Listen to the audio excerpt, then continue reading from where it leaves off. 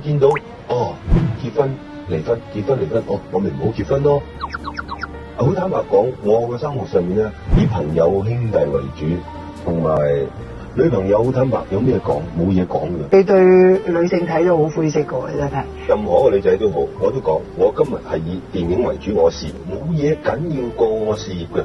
如果有任何人妨礙我嘅事業，拜拜㗎啦，真係拜拜㗎啦。就又講翻以前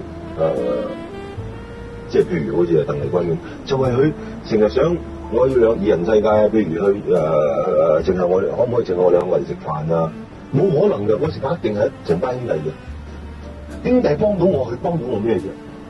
佢幫唔到我嘢㗎。兄弟幫到我事業蒸蒸日上，女朋友幫唔到我嘅。咁係咪林鳳嬌係明白呢樣嘢？佢明白我話你等到我，一日總有一日，我哋大家喺一齊，係會大家出嚟公諸於世嘅。